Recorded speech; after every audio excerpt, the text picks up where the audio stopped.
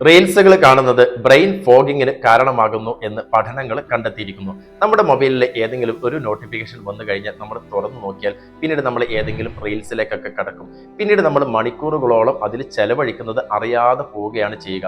1-2 മണിക്കൂറൊക്കെ നമ്മൾ ചെലവഴിക്കുമ്പോൾ 100 കണക്കിന് റീലുകൾ നമ്മൾ കണ്ടിട്ടുണ്ടാകും.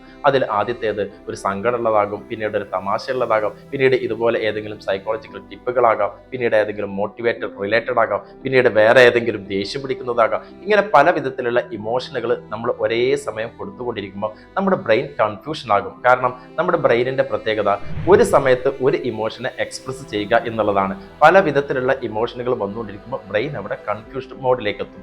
അതുമാത്രമല്ല, പഠനങ്ങൾ പറയുന്നത് നമ്മുടെ അറ്റൻഷൻ സ്പാൻ കുറഞ്ഞുകൊണ്ടിരിക്കുന്നു, ഫോക്കസ് നഷ്ടപ്പെട്ടുകൊണ്ടിരിക്കുന്നു. ഒരു പുസ്തകമോ ഒരു ലോങ് മൂവിയോ ഒക്കെ കാണാനും വായിക്കാനുമുള്ള ആ ഒരു ക്ഷമ നമുക്ക് നശിച്ചുകൊണ്ടിരിക്കുകയാണ്. നമ്മളിങ്ങനെ സ്പീഡ് ചെയ്തുകൊണ്ടിരിക്കുകയാണ്. അതുകൊണ്ട് റീൽസുകൾ കാണുമ്പോൾ ശ്രദ്ധിക്കുക, നമ്മുടെ ബ്രെയിനിൽ അതേ സമയത്ത് ഡോപ്പമിൻ ഓവർലോഡും സംഭവിച്ചുകൊണ്ടിരിക്കുന്നുണ്ട്. അതിന് വേണ്ടിയിട്ട് വീണ്ടും വീണ്ടും നമ്മളത് ചെയ്തുകൊണ്ടിരിക്കും. അതുകൊണ്ട് റീൽസ് നിങ്ങൾ കാണുന്നത് നല്ലൊരു ലിമിറ്റഡ് സ്റ്റേജിലേക്ക് നിങ്ങൾ കൊണ്ടുവരിക.